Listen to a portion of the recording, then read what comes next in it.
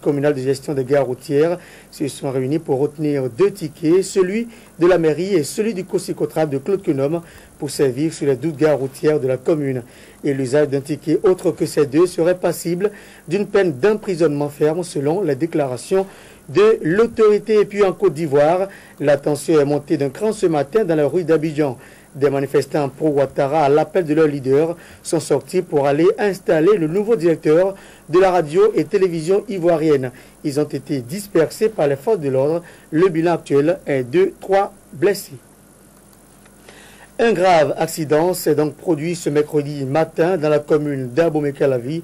Le conducteur du véhicule d'un député encore a perdu donc le contrôle de sa voiture et a renversé 3 personnes qui ont été grièvement blessées. Voici le constat fait par Tanguy Agoï et Rachidi Soubirou. L'Atlantique pour la promotion de l'agriculture, un véhicule a dévié de son trajet, mettant 3 personnes en état critique, dont une fillette d'après les témoignages. La voiture a terminé sa course contre une clôture qui servait d'atelier de vulgarisation.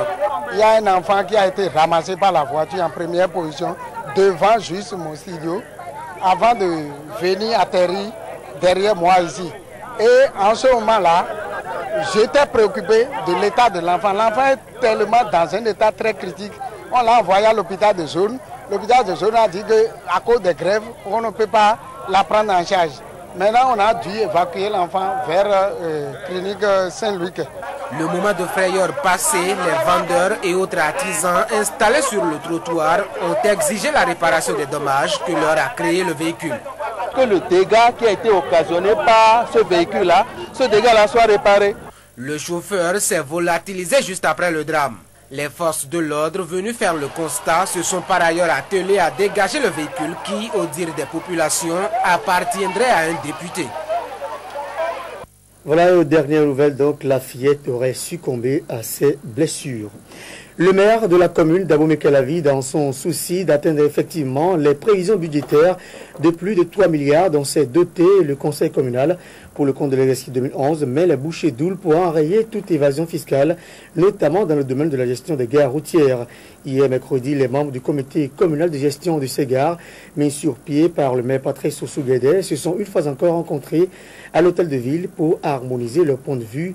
Et désormais, seuls les tickets de la mairie et ceux du Cossicotrab seront délivrés aux usagers des gares routières dans la commune. Malgré quelques points de désaccord, l'opération a reçu l'onction de tous et l'installation des comités de gare va bientôt démarrer. Voici les temps forts de la séance de travail avec Urek Ekwigaba et bienvenue Rombu.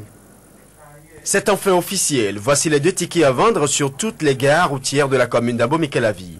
Ainsi en a décidé le comité communal de gestion des gares routières. Il n'y aura donc plus de tickets parallèles à vendre, ce qui réduira à coup sûr les évasions fiscales autrefois enregistrées. Mais le respect et le suivi de cette disposition dépend surtout des syndicats des transporteurs, d'où l'importance de cette réunion. Cette séance de travail doit permettre d'asseoir une meilleure politique de gestion des taxes sur les gares. Les objectifs de cette séance de travail sont donc l'identification des mesures d'uniformisation des valeurs inactives sur les gares de notre commune, l'opéralisation du suivi, évaluation et du contrôle des nouvelles mesures de taxation, la mise sur pied d'un comité de suivi-contrôle. Rappelons aux syndicalistes que les taxes perçues renforcent le budget de la mairie et encouragent le maire dans sa politique de développement. Les 2 proches collaborateurs de l'autorité invitent toutes les parties à s'impliquer comme il se doit dans le processus d'assainissement des gares routières. Les syndicalistes donnent leur approbation, mais quelques-uns boudent le ticket du Cossicotrab, choisi pour accompagner celui de la mairie. Je suis membre de la fédération. C'est à cause de la fédération que je suis élu dans le comité. Mais aujourd'hui, on dit qu'on va vendre le ticket Cossicotrab. Je ne vais pas arrêter le mouvement, on va suivre. Mais d'ici à là, nous allons faire un recours gracieux vis-à-vis vers l'autorité communale pour nous plaindre que nous ne sommes pas d'accord du fait qu'on a retenu le ticket du Cossicotrab. La démocratie s'appuie sur la loi de la majorité, dira le maire Patrice Oussou-Guédé. Et c'est cette majorité des syndicalistes qui a choisi le ticket du COSICOTRAB. Mais ce n'est nullement une fatalité, ajoute l'autorité. Je ne refuse pas ce que vous avez dit. Je veux seulement vous demander d'être vigilant, de nous aider. Et dès que vous allez sentir qu'il y a quelque chose qui ne cloche pas, qu'il y a fraude quelque part, vous allez pouvoir dénoncer. Et c'est ça qui va nous amener à vous suivre et vous allez nous faire des propositions concrètes. S'il faut prendre maintenant un ticket de fédération, on va le faire. Syndicalistes et autorités communales se sont enfin mis d'accord sur les nouvelles dispositions de taxation sur les gares routières d'Abomey-Calavi. L'installation des comités de gare démarre sous peu. Une fois cette étape terminée, le comité communal se penchera sur d'autres dossiers non moins importants, la gestion des carrières du sable, le stationnement des gros porteurs et la problématique des bus de transport en commun. Le maire de la ville de Boycon a procédé mardi dernier à la mise en service de 4 barrières gros porteurs construites sur fonds propres de la mairie. Ces barrières devront servir à favoriser la fluidité de la circulation dans le centre-ville et surtout mettre fin aux nombreux cas d'accidents de circulation, le plus souvent occasionnés par ces engins de la mort, comme on les appelle dans la localité. Laurent Kokou, UDR Rompevi. Désormais, les véhicules gros porteurs ne pourront plus circuler sans contrôle en plein centre-ville de Boycon. Le conseil communal, soucieux de mettre fin aux nombreux désagréments récurrents et cas d'accidents enregistrés sur les axes routiers, a décidé d'ériger 4 barrières gros porteurs aux entrées principales de la ville que sont le carrefour Dako sur la voie Boycon-Cotonou, le carrefour Zakpor sur l'axe Boycon-Parakou, le carrefour Solokhomé sur la voie de Kové et enfin la dernière sur la voie Boycon-Abomey. C'est le maire Luc Atropo qui a en personne procédé à la mise en service officielle des infrastructures qui viennent soulager les populations et les usagers des nombreux désagréments auxquels ils sont soumis. Je crois que c'est à cause du parking qu'ils ont l'habitude de carrer. Je vois qu'il faut louer, qu'il faut encourager le maire. Pour le maire de Boycon, l'ambition du conseil communal en décidant d'installer ces barrières gros porteurs est la sécurisation des populations et de leurs biens. Vous savez très bien que par les temps passés, nous avons assisté à beaucoup de cas d'accidents dans la ville. Et vous avez des enfants qui doivent aller à l'école qui ont été malheureusement fauchés. Et vous avez des tintans qui sont entrés dans des maisons. Et je crois que nous n'allons pas assister impuissants à ce genre de choses. Donc nous avons donc décidé de mettre des barrières. Déjà que nous avons la possibilité de prendre par le contournement, nous avons mis la barrière pour obliger les gros porteurs à prendre par le contournement. L'objectif pour nous, c'est de sécuriser les personnes, c'est de faire en sorte qu'on n'assiste plus à ces cas d'accident. Luc Atropo a par ailleurs insisté sur les mesures palliatives prises par le conseil communal pour faciliter l'accès à la ville des gros porteurs en cas de nécessité. Nous avons pris sur nous la responsabilité de laisser du côté de Solokhomé une possibilité pour que les camions, en cas de stricte nécessité, puissent entrer dans la ville. Et là encore, ça va être réglementé.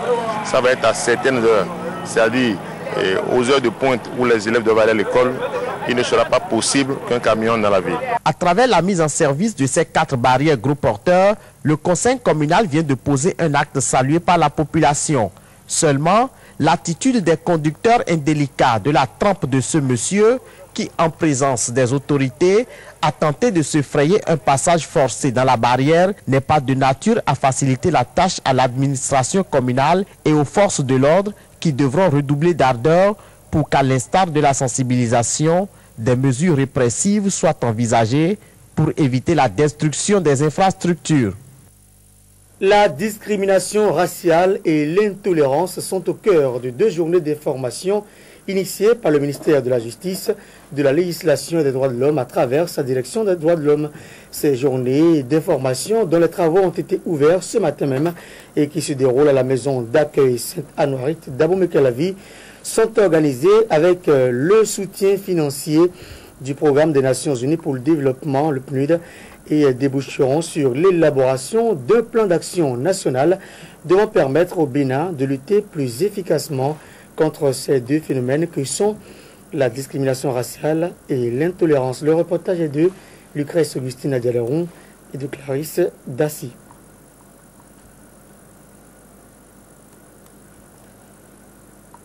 Voilà, je reprends donc ce lancement. Je disais tantôt que la discrimination raciale et l'intolérance sont au cœur des 2 journées d'information initiées par le ministère de la Justice, de la Législation et des Droits de l'Homme à travers sa direction des Droits de l'Homme.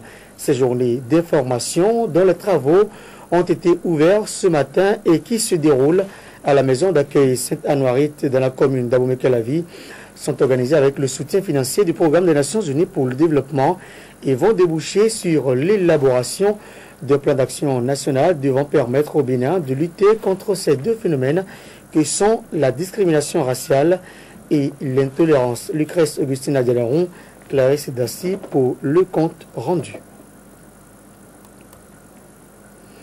Nous allons certainement revenir sur ce reportage.